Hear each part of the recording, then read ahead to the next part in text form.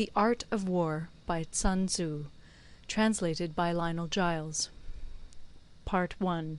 Laying Plans. Sun Tzu said, "The art of war is of vital importance to the state.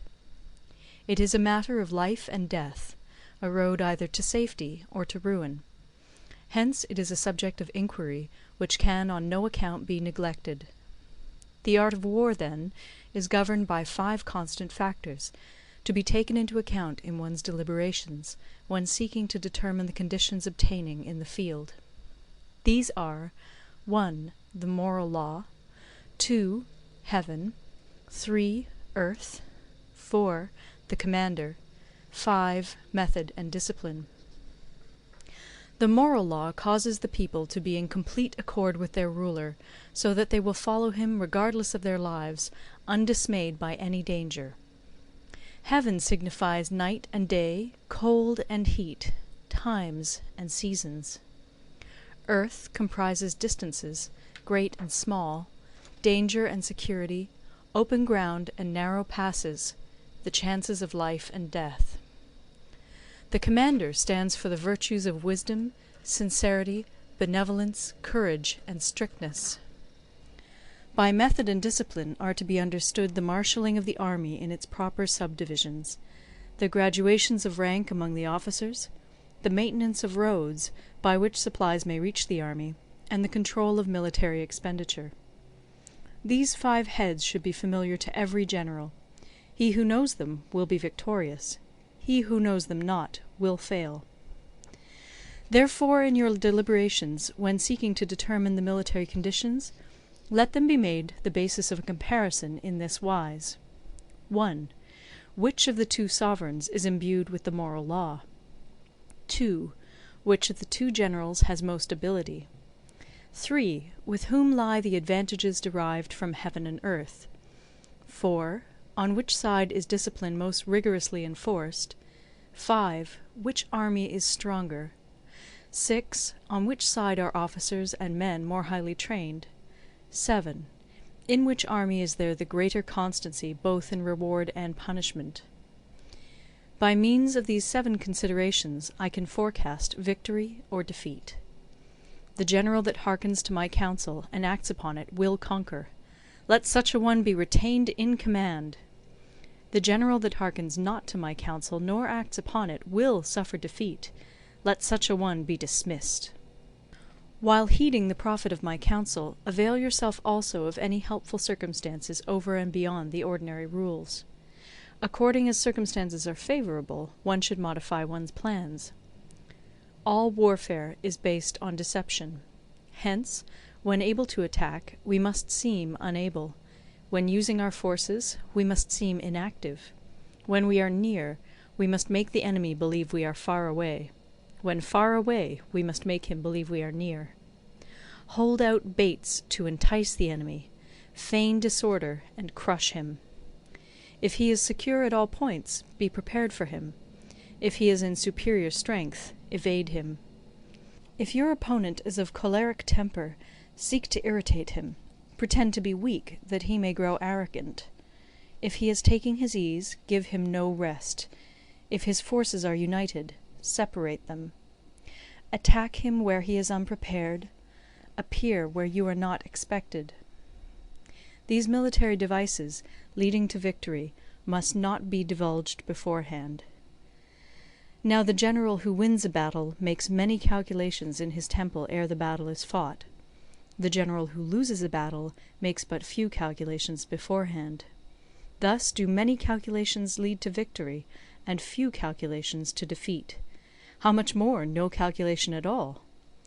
It is by attention to this point that I can foresee who is likely to win or lose.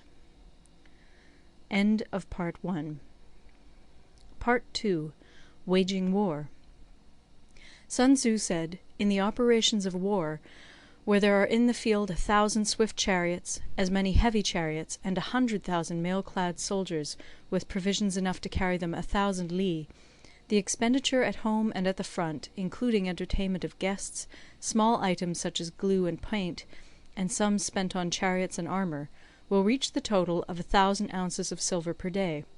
Such is the cost of raising an army of 100,000 men. When you engage in actual fighting, if victory is long in coming, then men's weapons will grow dull and their ardour will be damped. If you lay siege to a town, you will exhaust your strength. Again, if the campaign is protracted, the resources of the state will not be equal to the strain. Now, when your weapons are dulled, your ardour damped, your strength exhausted, and your treasure spent, other chieftains will spring up to take advantage of your extremity. Then no man, however wise, will be able to avert the consequences that must ensue. Thus, though we have heard of stupid haste in war, cleverness has never been seen associated with long delays. There is no instance of a country having benefited from prolonged warfare. It is only one who is thoroughly acquainted with the evils of war that can thoroughly understand the profitable way of carrying it on. The skilful soldier does not raise a second levy. Neither are his supply wagons loaded more than twice. Bring war material with you from home, but forage on the enemy. Thus the army will have food enough for its needs. Poverty of the state exchequer causes an army to be maintained by contributions from a distance. Contributing to maintain an army at a distance causes the people to be impoverished. On the other hand, the proximity of an army causes prices to go up, and high prices cause the people's substance to be drained away. When their substance is drained away, the peasantry will be afflicted by heavy exactions. With this loss of substance and exhaustion of strength, the homes of the people will be stripped bare, and 3/10 of their income will be dissipated, while government expenses for broken chariots, worn-out horses, breastplates and helmets, bows and arrows, spears and shields, protective mantles, draught oxen, and heavy wagons will amount to 4/10 of its total revenue. Hence a wise general makes a point of foraging on the enemy. 1 cartload of the enemy's provisions is equivalent to 20 of one's own, and likewise a single picul of his provender is equivalent to 20 from one's own store. Now in order to kill the enemy, our men must be roused to anger. That there may be advantage from defeating the enemy, they must have their rewards. Therefore in chariot fighting, when 10 or more chariots have been taken, those should be rewarded who took the first. Our own flags should be substituted for those of the enemy, and their chariots mingled and used in conjunction with ours. The captured soldiers should be kindly treated and kept. This is called using the conquered foe to augment one's own strength. In war, then, let your great object be victory, not lengthy campaigns. Thus it may be known that the leader of armies is the arbiter of the people's fate, the man on whom it depends whether the nation shall be in peace or in peril. End of Part 2. Part 3. Attack by Stratagem. Sun Tzu said, "In the practical art of war, the best thing of all is to take the enemy's country whole and intact. To shatter and destroy it is not so good. So, too, it is better to recapture an army entire than to destroy it, to capture a regiment, a detachment, or a company entire than to destroy them. Hence, to fight and conquer in all your battles is not supreme excellence. Supreme excellence consists in breaking the enemy's resistance without fighting. Thus the highest form of generalship is to balk the enemy's plans. The next best is to prevent the junction of the enemy's forces. The next in order is to attack the enemy's army in the field. And the worst policy of all is to besiege walled cities. The rule is, not to besiege walled cities if it can possibly be avoided. The preparation of mantlets, movable shelters, and various implements of war will take up 3 whole months, and the piling up of mounds against the walls will take 3 months more. The general, unable to control his irritation, will launch his men to the assault like swarming ants, with the result that 1/3 of his men are slain, while the town still remains untaken. Such are the disastrous effects of a siege. Therefore the skilful leader subdues the enemy's troops without any fighting. He captures their cities without laying siege to them. He overthrows their kingdom without lengthy operations in the field. With his forces intact he will dispute the mastery of the empire, and thus, without losing a man, his triumph will be complete. This is the method of attacking by stratagem. It is the rule in war, if our forces are 10 to the enemy's 1, to surround him; if 5 to 1, to attack him; if twice as numerous, to divide our army into 2. If equally matched, we can offer battle. If slightly inferior in numbers, we can avoid the enemy. If quite unequal in every way, we can flee from him. Hence, though an obstinate fight may be made by a small force, in the end it must be captured by the larger force. Now the general is the bulwark of the state. If the bulwark is complete at all points, the state will be strong. If the bulwark is defective, the state will be weak. There are 3 ways in which a ruler can bring misfortune upon his army. 1. By commanding the army to advance or to retreat, being ignorant of the fact that it cannot obey. This is called hobbling the army. 2. By attempting to govern an army in the same way as he administers a kingdom, being ignorant of the conditions which obtain in an army. This causes restlessness in the soldiers' minds. 3. By employing the officers of his army without discrimination through ignorance of the military principle of adaptation to circumstances. This shakes the confidence of the soldiers. But when the army is restless and distrustful, trouble is sure to come from the other feudal princes. This is simply bringing anarchy into the army, and flinging victory away. Thus we may know that there are 5 essentials for victory. 1. He will win who knows when to fight and when not to fight. 2. He will win who knows how to handle both superior and inferior forces. 3. He will win whose army is animated by the same spirit throughout all its ranks. 4. He will win who, prepared himself, waits to take the enemy unprepared. 5. He will win who has military capacity and is not interfered with by the sovereign. Hence the saying, if you know the enemy and know yourself, you need not fear the result of 100 battles. If you know yourself, but not the enemy, for every victory gained you will also suffer a defeat. If you know neither the enemy nor yourself, you will succumb in every battle. End of Part 3. Part 4. Tactical Dispositions. Sun Tzu said, "The good fighters of old first put themselves beyond the possibility of defeat, and then waited for an opportunity of defeating the enemy. To secure ourselves against defeat lies in our own hands, but the opportunity of defeating the enemy is provided by the enemy himself. Thus the good fighter is able to secure himself against defeat, but cannot make certain of defeating the enemy. Hence the saying, one may know how to conquer without being able to do it." Security against defeat implies defensive tactics. Ability to defeat the enemy means taking the offensive. Standing on the defensive indicates insufficient strength. Attacking, a superabundance of strength. The general who is skilled in defence hides in the most secret recesses of the earth. He who is skilled in attack flashes forth from the topmost heights of heaven. Thus, on the one hand, we have ability to protect ourselves, on the other, a victory that is complete. To see victory only when it is within the ken of the common herd is not the acme of excellence. Neither is it the acme of excellence if you fight and conquer, and the whole empire says, "Well done!" To lift an autumn hair is no sign of great strength. To see the sun and moon is no sign of sharp sight. To hear the noise of thunder is no sign of a quick ear. What the ancients called a clever fighter is one who not only wins, but excels in winning with ease. Hence his victories bring him neither reputation for wisdom nor credit for courage. He wins his battles by making no mistakes. Making no mistakes is what establishes the certainty of victory, for it means conquering an enemy that is already defeated. Hence the skilful fighter puts himself into a position which makes defeat impossible, and does not miss the moment for defeating the enemy. Thus it is that in war the victorious strategist only seeks battle after the victory has been won, whereas he who is destined to defeat first fights and afterwards looks for victory. The consummate leader cultivates the moral law and strictly adheres to method and discipline. Thus it is in his power to control success.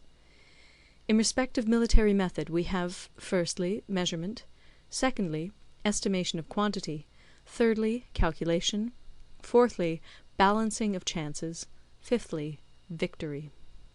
Measurement owes its existence to earth; estimation of quantity to measurement; calculation to estimation of quantity; balancing of chances to calculation; and victory to balancing of chances. A victorious army opposed to a routed one is as a pound's weight placed in the scale against a single grain. The onrush of a conquering force is like the bursting of pent-up waters into a chasm 1,000 fathoms deep. End of Part 4. Part 5. Energy. Sun Tzu said, "The control of a large force is the same principle as the control of a few men. It is merely a question of dividing up their numbers." Fighting with a large army under your command is nowise different from fighting with a small one. It is merely a question of instituting signs and signals. To ensure that your whole host may withstand the brunt of the enemy's attack and remain unshaken, this is effected by manoeuvres direct and indirect. That the impact of your army may be like a grindstone dashed against an egg, this is effected by the science of weak points and strong. In all fighting, the direct method may be used for joining battle, but indirect methods will be needed in order to secure victory. Indirect tactics, efficiently applied, are inexhaustible as heaven and earth, unending as the flow of rivers and streams. Like the sun and moon, they end but to begin anew. Like the 4 seasons, they pass away to return once more. There are not more than 5 musical notes, yet the combinations of these 5 give rise to more melodies than can ever be heard. There are not more than 5 primary colours, blue, yellow, red, white, and black, yet in combination they produce more hues than can ever be seen. There are not more than 5 cardinal tastes, sour, acrid, salt, sweet, bitter, yet combinations of them yield more flavours than can ever be tasted. In battle there are not more than 2 methods of attack, the direct and the indirect, yet these 2 in combination give rise to an endless series of manoeuvres. The direct and the indirect lead on to each other in turn. It is like moving in a circle, you never come to an end. Who can exhaust the possibilities of their combination? The onset of troops is like the rush of a torrent which will even roll stones along in its course. The quality of decision is like the well-timed swoop of a falcon, which enables it to strike and destroy its victim. Therefore, the good fighter will be terrible in his onset, and prompt in his decision. Energy may be likened to the bending of a crossbow, decision to the releasing of a trigger. Amid the turmoil and tumult of battle, there may be seeming disorder, and yet no real disorder at all. Amid confusion and chaos, your array may be without head or tail, yet it will be proof against defeat. Simulated disorder postulates perfect discipline. Simulated fear postulates courage. Simulated weakness postulates strength. Hiding order beneath the cloak of disorder is simply a question of subdivision.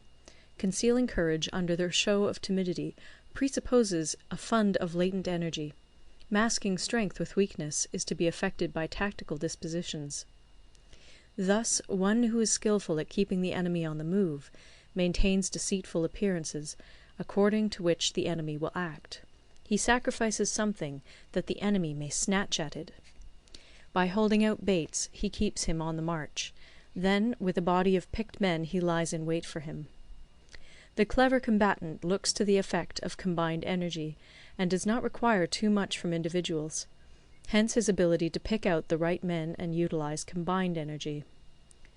When he utilizes combined energy, his fighting men become as it were like unto rolling logs or stones, for it is the nature of a log or stone to remain motionless on level ground, and to move when on a slope. If four-cornered, to come to a standstill, but if round-shaped, to go rolling down. Thus the energy developed by good fighting men is as the momentum of a round stone rolled down a mountain thousands of feet in height. So much on the subject of energy. End of Part 5. Part 6. Weak Points and Strong. Sun Tzu said, "Whoever is first in the field and awaits the coming of the enemy will be fresh for the fight. Whoever is second in the field and has to hasten to battle will arrive exhausted. Therefore the clever combatant imposes his will on the enemy, but does not allow the enemy's will to be imposed on him. By holding out advantages to him, he can cause the enemy to approach of his own accord, or, by inflicting damage, he can make it impossible for the enemy to draw near. If the enemy is taking his ease, he can harass him. If well supplied with food, he can starve him out. If quietly encamped, he can force him to move. Appear at points which the enemy must hasten to defend. March swiftly to places where you are not expected. An army may march great distances without distress, if it marches through country where the enemy is not. You can be sure of succeeding in your attacks if you only attack places which are undefended. You can ensure the safety of your defence if you only hold positions that cannot be attacked. Hence that general is skilful in attack whose opponent does not know what to defend, and he is skilful in defence whose opponent does not know what to attack. O divine art of subtlety and secrecy! Through you we learn to be invisible, through you inaudible, and hence we can hold the enemy's fate in our hands. You may advance and be absolutely irresistible if you make for the enemy's weak points. You may retire and be safe from pursuit if your movements are more rapid than those of the enemy. If we wish to fight, the enemy can be forced to an engagement even though he be sheltered behind a high rampart and a deep ditch. All we need do is attack some other place that he will be obliged to relieve. If we do not wish to fight, we can prevent the enemy from engaging us even though the lines of our encampment be merely traced out on the ground. All we need do is throw something odd and unaccountable in his way. By discovering the enemy's dispositions and remaining invisible ourselves, we can keep our forces concentrated while the enemy's must be divided. We can form a single united body while the enemy must split up into fractions. Hence there will be a whole pitted against separate parts of a whole, which means that we shall be many to the enemy's few. And if we are able thus to attack an inferior force with a superior one, our opponents will be in dire straits. The spot where we intend to fight must not be made known, for then the enemy will have to prepare against a possible attack at several different points. And his forces being thus distributed in many directions, the numbers we shall have to face at any given point will be proportionately few. For should the enemy strengthen his van, he will weaken his rear. Should he strengthen his rear, he will weaken his van. Should he strengthen his left, he will weaken his right. Should he strengthen his right, he will weaken his left. If he sends reinforcements everywhere, he will everywhere be weak. Numerical weakness comes from having to prepare against possible attacks. Numerical strength from compelling our adversary to make these preparations against us. Knowing the place and the time of the coming battle, we may concentrate from the greatest distances in order to fight. But if neither time nor place be known, then the left wing will be impotent to succour the right equally impotent to succour the left, the van unable to relieve the rear, or the rear to support the van. How much more so if the furthest proportions of the army are anything under 100 li apart, and even the nearest are separated by several li? Though according to my estimate the soldiers of Yue exceed our own in number, that shall advantage them nothing in the matter of victory. I say then that victory can be achieved. Though the enemy be stronger in numbers, we may prevent him from fighting. Scheme so as to discover his plans and the likelihood of their success.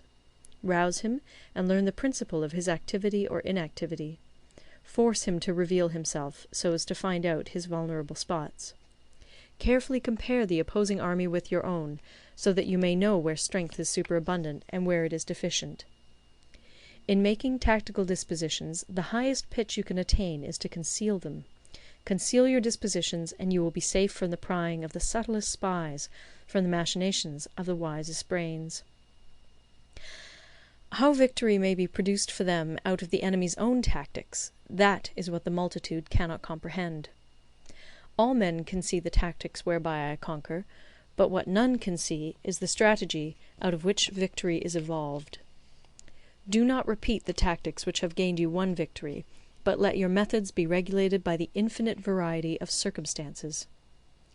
Military tactics are like unto water, for water in its natural course runs away from high places and hastens downwards.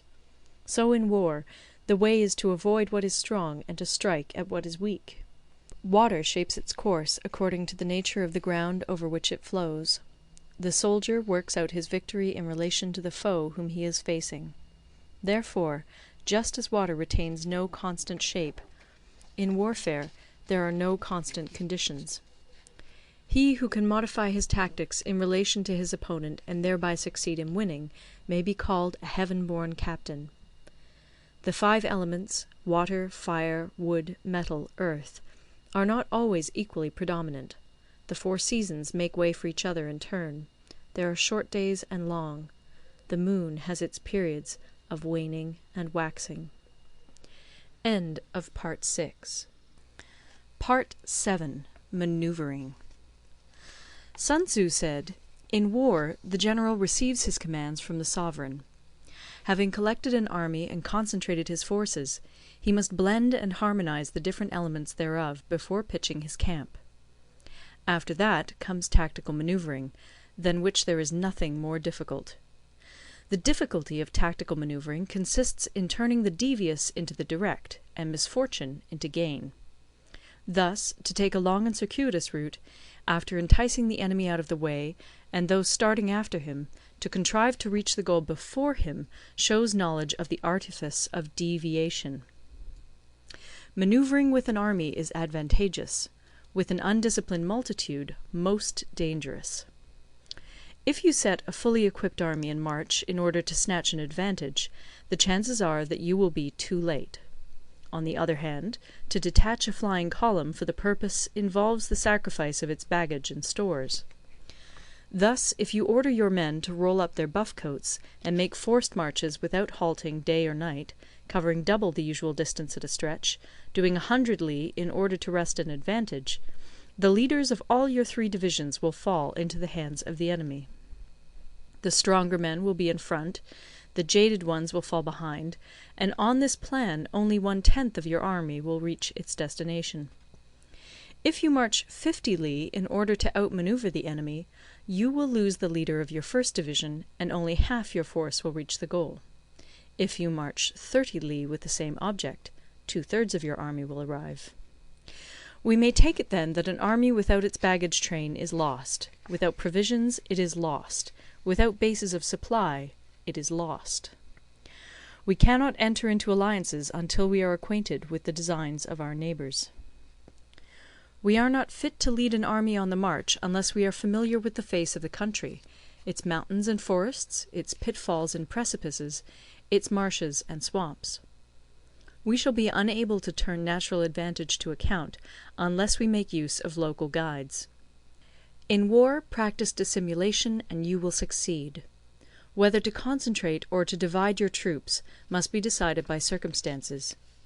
Let your rapidity be that of the wind, your compactness that of the forest. In raiding and plundering be like fire, in immovability like a mountain. Let your plans be dark, and impenetrable as night, and when you move, fall like a thunderbolt. When you plunder a countryside, let the spoil be divided amongst your men. When you capture new territory, cut it up into allotments for the benefit of the soldiery. Ponder and deliberate before you make a move. He will conquer who has learnt the artifice of deviation. Such is the art of manoeuvring. The Book of Army Management says, "On the field of battle the spoken word does not carry far enough. Hence the institution of gongs and drums. Nor can ordinary objects be seen clearly enough. Hence the institution of banners and flags. Gongs and drums, banners and flags, are means whereby the ears and eyes of the host may be focused on one particular point. The host thus forming a single united body, it is impossible either for the brave to advance alone, or for the cowardly to retreat alone. This is the art of handling large masses of men. In night fighting, then, make much use of signal flyers and drums, and in fighting by day, of flags and banners, as a means of influencing the ears and eyes of your army. A whole army may be robbed of its spirit. A commander-in-chief may be robbed of his presence of mind. Now, a soldier's spirit is keenest in the morning; by noonday it has begun to flag, and in the evening his mind is bent only on returning to camp. A clever general, therefore, avoids an army when its spirit is keen, but attacks it when it is sluggish and inclined to return. This is the art of studying moods. Disciplined and calm, to await the appearance of disorder and hubbub amongst the enemy. This is the art of retaining self-possession.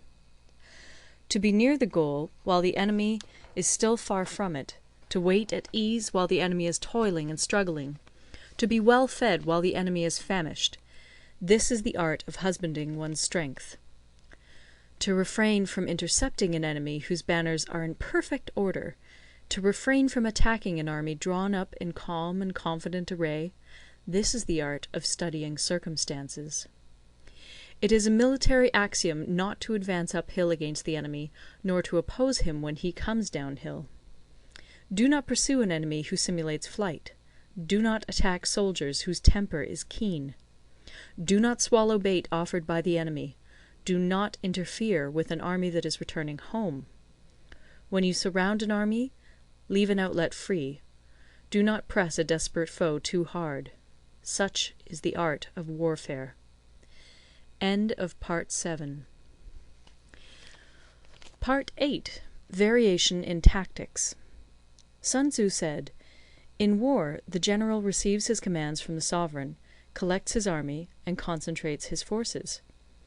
When in difficult country, do not encamp. In country where high roads intersect, join hands with your allies. Do not linger in dangerously isolated positions. In hemmed-in situations, you must resort to stratagem. In desperate position, you must fight. There are roads which must not be followed, armies which must not be attacked, towns which must not be besieged, positions which must not be contested, commands of the sovereign which must not be obeyed." The general who thoroughly understands the advantages that accompany variation of tactics knows how to handle his troops.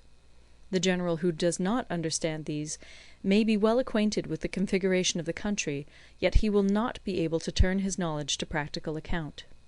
So, the student of war who is unversed in the art of war of varying his plans, even though he be acquainted with the 5 advantages, will fail to make the best use of his men. Hence, in the wise leader's plans, considerations of advantage and of disadvantage will be blended together. If our expectation of advantage be tempered in this way, we may succeed in accomplishing the essential part of our schemes. If, on the other hand, in the midst of difficulties we are always ready to seize an advantage, we may extricate ourselves from misfortune. Reduce the hostile chiefs by inflicting damage on them, and make trouble for them, and keep them constantly engaged. Hold out specious allurements, and make them rush to any given point. The art of war teaches us to rely not on the likelihood of the enemy's not coming, but on our own readiness to receive him; not on the chance of his not attacking, but rather on the fact that we have made our position unassailable. There are 5 dangerous faults which may affect a general. 1. Recklessness, which leads to destruction. 2. Cowardice, which leads to capture. 3. A hasty temper, which can be provoked by insults. 4. A delicacy of honour, which is sensitive to shame. 5. Over-solicitude for his men, which exposes him to worry and trouble. These are the 5 besetting sins of a general, ruinous to the conduct of war. When an army is overthrown and its leader slain, the cause will surely be found among these 5 dangerous faults. Let them be a subject of meditation. End of Part 9. Part 9. The Army on the March. Sun Tzu said, "We come now to the question of encamping the army, and observing signs of the enemy. Pass quickly over mountains, and keep in the neighbourhood of valleys. Camp in high places, facing the sun. Do not climb heights in order to fight." So much for mountain warfare. After crossing a river, you should get far away from it. When an invading force crosses a river in its onward march, do not advance to meet it in midstream. It will be best to let half the army get across, and then deliver your attack. If you are anxious to fight, you should not go to meet the invader near a river which he has to cross. Moor your craft higher up than the enemy, and facing the sun. Do not move upstream to meet the enemy. So much for river warfare. In crossing salt marshes, your sole concern should be to get over them quickly, without any delay. If forced to fight in a salt marsh, You should have water and grass near you, and get your back to a clump of trees. So much for operations in salt marshes. In dry, level country, take up an easily accessible position with rising ground to your right and on your rear, so that the danger may be in front and safety lie behind. So much for campaigning in flat country. These are the 4 useful branches of military knowledge which enabled the Yellow Emperor to vanquish 4 several sovereigns. All armies prefer high ground to low, and sunny places to dark. If you are careful of your men and camp on hard ground, the army will be free from disease of every kind, and this will spell victory. When you come to a hill or a bank, occupy the sunny side, with the slope on your right rear. Thus you will at once act for the benefit of your soldiers, and utilize the natural advantages of the ground. When, in consequence of heavy rains up country, a river which you wish to ford is swollen and flecked with foam, you must wait until it subsides. Country in which there are precipitous cliffs with torrents running between, deep natural hollows, confined places, tangled thickets, quagmires, and crevasses, should be left with all possible speed, and not approached. While we keep away from such places, we should get the enemy to approach them. While we face them, we should let the enemy have them on his rear. If in the neighbourhood of your camp there should be any hilly country, ponds surrounded by aquatic grass, hollow basins filled with reeds, or woods with thick undergrowth, they must be carefully routed out and searched, for these are places where men in ambush or insidious spies are likely to be lurking. When the enemy is close at hand and remains quiet, he is relying on the natural strength of his position. When he keeps aloof and tries to provoke a battle, he is anxious for the other side to advance. If his place of encampment is easy of access, he is tendering a bait. Movement amongst the trees of a forest shows that the enemy is advancing. The appearance of a number of screens in the midst of thick grass means that the enemy wants to make us suspicious. The rising of birds in their flight is the sign of an ambuscade. Startled beasts indicate that a sudden attack is coming. When there is dust rising in a high column, it is the sign of chariots advancing. When the dust is low, but spread over a wide area, it betokens the approach of infantry. When it branches out in different directions, it shows that parties have been sent to collect firewood.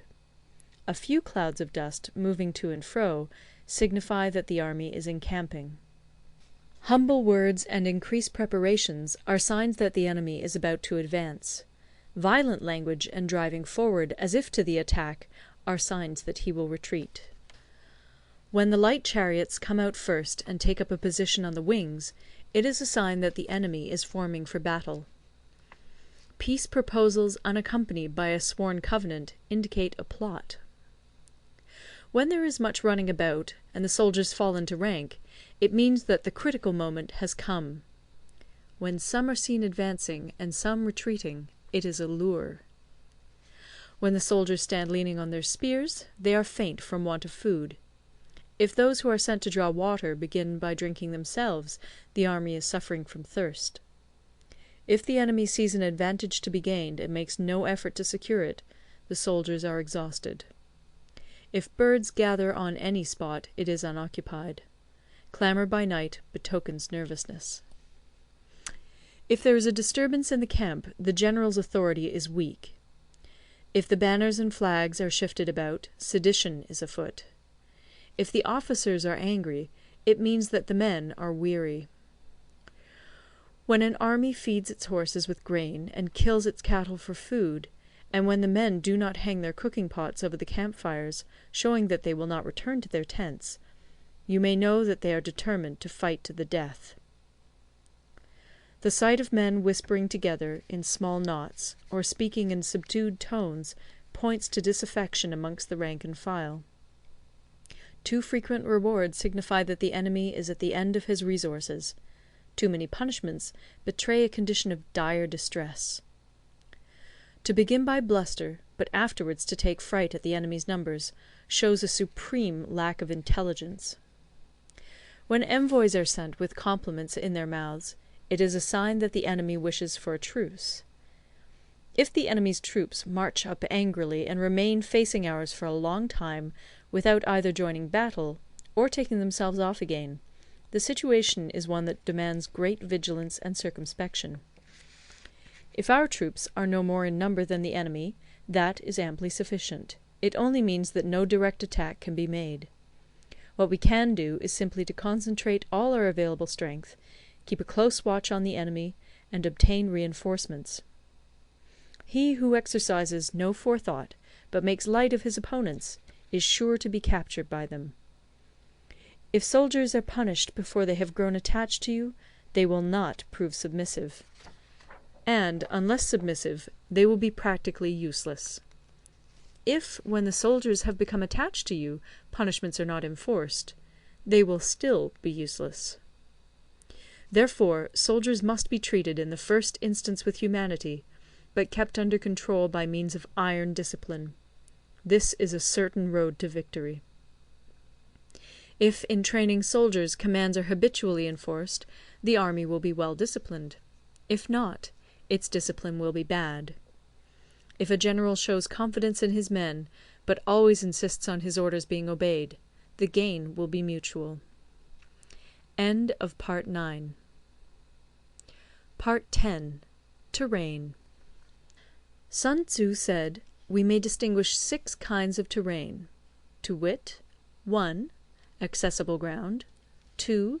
Entangling ground, 3. Temporizing ground, 4. Narrow passes, 5. Precipitous heights, 6. Positions at a great distance from the enemy. Ground which can be freely traversed by both sides is called accessible.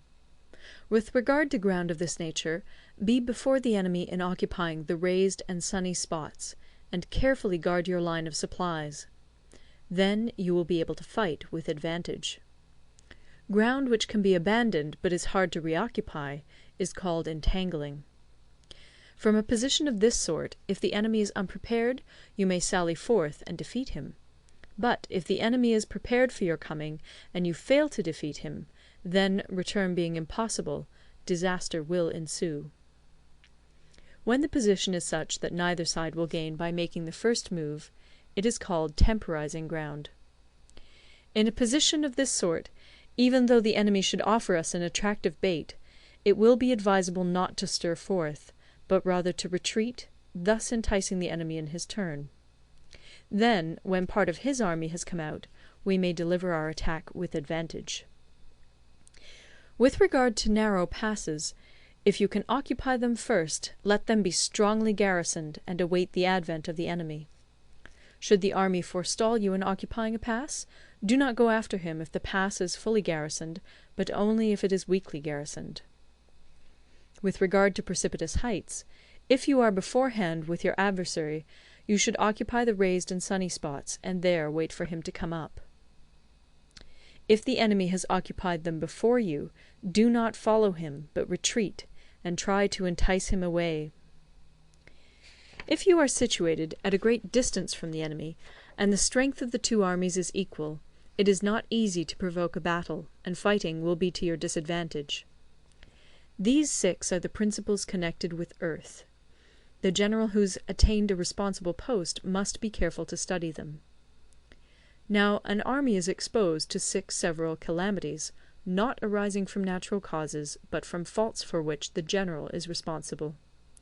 These are 1. Flight, 2. Insubordination, 3. Collapse, 4. Ruin, 5. Disorganization, 6. Rout. Other conditions being equal, if one force is hurled against another 10 times its size, the result will be the flight of the former. When the common soldiers are too strong and their officers too weak, the result is insubordination. When the officers are too strong and the common soldiers too weak, the result is collapse. When the higher officers are angry and insubordinate, and on meeting the enemy give battle on their own account from a feeling of resentment, before the commander-in-chief can tell whether or not he is in a position to fight, the result is ruin. When the general is weak and without authority, when his orders are not clear and distinct, when there are no fixed duties assigned to officers and men, and the ranks are formed in a slovenly, haphazard manner, the result is utter disorganization. When a general, unable to estimate the enemy's strength, allows an inferior force to engage a larger one, or hurls a weak detachment against a powerful one, and neglects to place picked soldiers in the front rank, the result must be rout. These are 6 ways of courting defeat, which must be carefully noted by the general who has attained a responsible post. The natural formation of the country is the soldier's best ally, but a power of estimating the adversary, of controlling the forces of victory, and of shrewdly calculating difficulties, dangers, and distances, constitutes the test of a great general. He who knows these things, and in fighting puts his knowledge into practice, will win his battles. He who knows them not, nor practises them, will surely be defeated. If fighting is sure to result in victory, then you must fight, even though the ruler forbid it. If fighting will not result in victory, then you must not fight even at the ruler's bidding. The general who advances without coveting fame, and retreats without fearing disgrace, whose only thought is to protect his country and do good service for his sovereign, is the jewel of the kingdom. Regard your soldiers as your children, and they will follow you into the deepest valleys. Look upon them as your own beloved sons, and they will stand by you even unto death. If, however, you are indulgent, but unable to make your authority felt, kind-hearted, but unable to enforce your commands, and incapable, moreover, of quelling disorder, then your soldiers must be likened to spoilt children. They are useless for any practical purpose. If we know that our own men are in a condition to attack, but are unaware that the enemy is not open to attack, we have gone only half-way towards victory. If we know that the enemy is open to attack, but are unaware that our own men are not in a condition to attack, we have gone only half-way towards victory. If we know that the enemy is open to attack, and also know that our men are in a condition to attack, but are unaware that the nature of the ground makes fighting impracticable, we have still only gone half-way towards victory. Hence the experienced soldier, once in motion, is never bewildered. Once he has broken camp, he is never at a loss. Hence the saying, "If you know the enemy and know yourself, your victory will not stand in doubt. If you know heaven and know earth, you may make your victory complete." End of Part 10. Part 11. The 9 Situations. Sun Tzu said, "The art of war recognizes 9 varieties of ground. 1. Dispersive ground. 2. Facile ground. 3. Contentious ground. 4. Open ground. 5. Ground of intersecting highways. 6. Serious ground. 7. Difficult ground. 8. Hemmed-in ground. 9. Desperate ground. When a chieftain is fighting in his own territory, it is dispersive ground. When he has penetrated into hostile territory, but to no great distance, it is facile ground. Ground the possession of which imports great advantage to either side is contentious ground. Ground on which each side has liberty of movement is open ground. Ground which forms the key to 3 contiguous states, so that he who occupies it first has most of the empire at his command, is a ground of intersecting highways. When an army has penetrated into the heart of a hostile country, leaving a number of fortified cities in its rear, it is serious ground. Mountain forests, rugged steeps, marshes, and fens, all country that is hard to traverse, this is difficult ground. Ground which is reached through narrow gorges, and from which we can only retire by tortuous paths, so that a small number of the enemy would suffice to crush a large body of our men, this is hemmed-in ground. Ground on which we can only be saved from destruction by fighting without delay is desperate ground. On dispersive ground, therefore, fight not. On facile ground, halt not. On contentious ground, attack not. On open ground, do not try to block the enemy's way. On the ground of intersecting highways, join hands with your allies. On serious ground, gather in plunder. In difficult ground, keep steadily on the march. On hemmed-in ground, resort to stratagem. On desperate ground, fight. Those who were called skilful leaders of old knew how to drive a wedge between the enemy's front and rear, to prevent cooperation between his large and small divisions, to hinder the good troops from rescuing the bad, the officers from rallying their men. When the enemy's men were united, they managed to keep them in disorder. When it was to their advantage, they made a forward move. When otherwise, they stopped still. If asked how to cope with a great host of the enemy in orderly array, and on the point of marching to the attack, I should say, begin by seizing something which your opponent holds dear. Then he will be amenable to your will. Rapidity is the essence of war. Take advantage of the enemy's unreadiness. Make your way by unexpected routes, and attack unguarded spots. The following are the principles to be observed by an invading force. The further you penetrate into a country, the greater will be the solidarity of your troops, and thus the defenders will not prevail against you. Make forays in fertile country in order to supply your army with food. Carefully study the well-being of your men, and do not overtax them. Concentrate your energy and hoard your strength. Keep your army continually on the move, and devise unfathomable plans. Throw your soldiers into positions whence there is no escape, and they will prefer death to flight. If they will face death, there is nothing they may not achieve. Officers and men alike will put forth their uttermost strength. Soldiers, when in desperate straits, lose the sense of fear. If there is no place of refuge, they will stand firm. If they are in hostile country, they will show a stubborn front. If there is no help for it, they will fight hard. Thus, without waiting to be marshalled, the soldiers will be constantly on the qui-vive. Without waiting to be asked, they will do your will.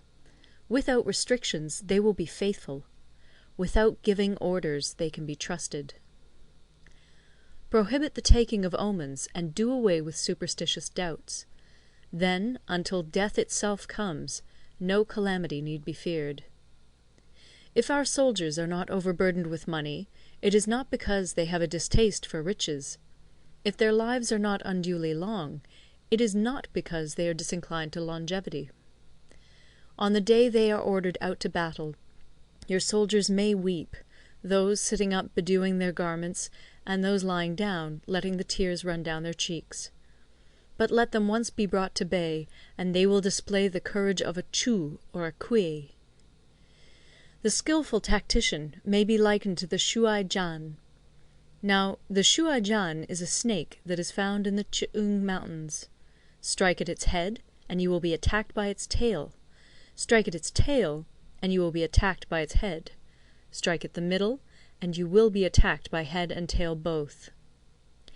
Asked if an army can be made to imitate the Shuai-jan, I should answer yes. For the men of Wu and the men of Yue are enemies. Yet if they are crossing a river in the same boat, and are caught by a storm, they will come to each other's assistance, just as the left hand helps the right. Hence it is not enough to put one's trust in the tethering of horses and the burying of chariot wheels in the ground. The principle on which to manage an army is to set up one standard of courage, which all must reach. How to make the best of both strong and weak, that is a question involving the proper use of ground. Thus, the skilful general conducts his army just as though he were leading a single man, willy-nilly, by the hand. It is the business of a general to be quiet, and thus ensure secrecy; upright and just, and thus maintain order. He must be able to mystify his officers and men by false reports and appearances, and thus keep them in total ignorance. By altering his arrangements and changing his plans, he keeps the enemy without definite knowledge. By shifting his camp and taking circuitous routes, He prevents the enemy from anticipating his purpose. At the critical moment the leader of an army acts like one who has climbed up a height and then kicks away the ladder behind him. He carries his men deep into hostile territory before he shows his hand.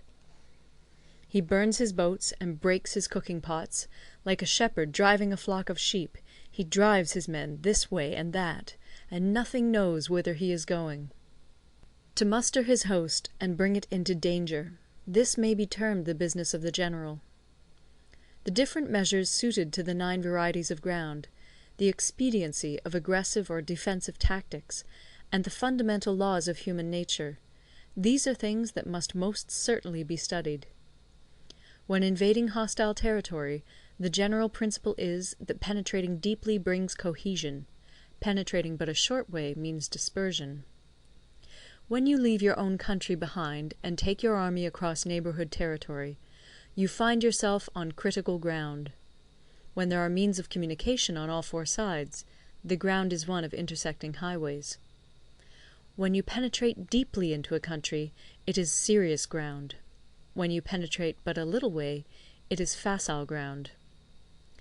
When you have the enemy's strongholds on your rear and narrow passes in front, it is hemmed-in ground. When there is no place of refuge at all, it is desperate ground. Therefore, on dispersive ground I would inspire my men with unity of purpose. On facile ground, I would see that there is close connection between all parts of my army. On contentious ground, I would hurry up my rear. On open ground, I would keep a vigilant eye on my defences. On ground of intersecting highways, I would consolidate my alliances. On serious ground, I would try to ensure a continuous stream of supplies. On difficult ground, I would keep pushing on along the road. On hemmed-in ground, I would block any way of retreat. On desperate ground, I would proclaim to my soldiers the hopelessness of saving their lives. For it is the soldier's disposition to offer an obstinate resistance when surrounded, to fight hard when he cannot help himself, and to obey promptly when he has fallen into danger. We cannot enter into alliance with neighbouring princes until we are acquainted with their designs. We are not fit to lead an army on the march unless we are familiar with the face of the country, its mountains and forests, its pitfalls and precipices, its marshes and swamps. We shall be unable to turn natural advantages to account unless we make use of local guides. To be ignored of any one of the following 4 or 5 principles does not befit a warlike prince. When a warlike prince attacks a powerful state, his generalship shows itself in preventing the concentration of the enemy's forces. He overawes his opponents, and their allies are prevented from joining against him. Hence he does not strive to ally himself with all and sundry, nor does he foster the power of other states. He carries out his own secret designs, keeping his antagonists in awe. Thus he is able to capture their cities and overthrow their kingdoms. Bestow rewards without regard to rule, issue orders without regard to previous arrangements, and you will be able to handle a whole army as though you had to do with but a single man. Confront your soldiers with the deed itself. Never let them know your design. When the outlook is bright, bring it before their eyes, but tell them nothing when the situation is gloomy. Place your army in deadly peril, and it will survive. Plunge it into desperate straits, and it will come off in safety. For it is precisely when a force has fallen into harm's way that it is capable of striking a blow for victory. Success in warfare is gained by carefully accommodating ourselves to the enemy's purpose. By persistently hanging on the enemy's flank, we shall succeed in the long run in killing the commander-in-chief.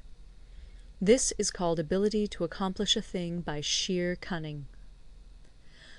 On the day that you take up your command, block the frontier passes, destroy the official tallies, and stop the passage of all emissaries. Be stern in the council chamber, so that you may control the situation. If the enemy leaves a door open, you must rush in. Forestall your opponent by seizing what he holds dear, and subtly contrive to time his arrival on the ground.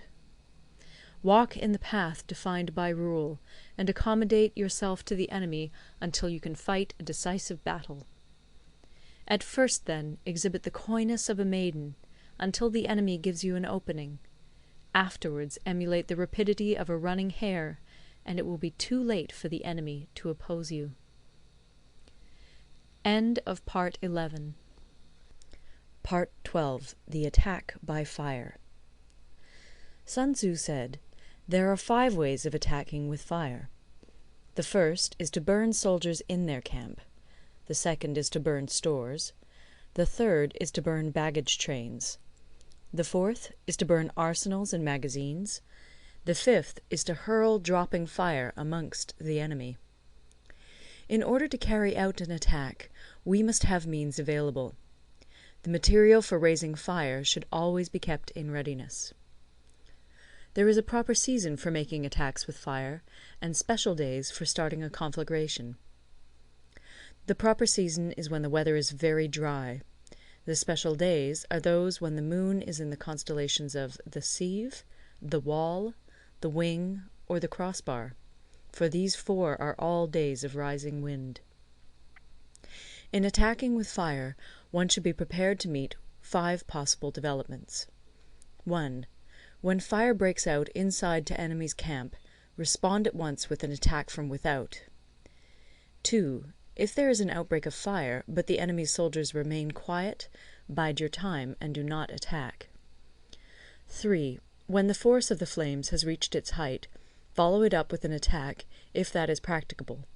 If not, stay where you are. 4. If it is possible to make an assault with fire from without, do not wait for it to break out within, but deliver your attack at a favourable moment. 5. When you start a fire, be to windward of it. Do not attack from the leeward. A wind that rises in the daytime lasts long, but a night breeze soon falls. In every army, the 5 developments connected with fire must be known, the movements of the stars calculated, and a watch kept for the proper days. Hence, those who use fire as an aid to the attack show intelligence. Those who use water as an aid to the attack gain an accession of strength. By means of water, an enemy may be intercepted, but not robbed of all his belongings.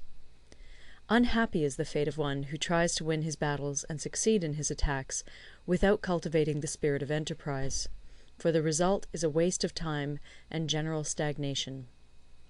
Hence the saying, "The enlightened ruler lays his plans well ahead. The good general cultivates his resources." Move not unless you see an advantage. Use not your troops unless there is something to be gained.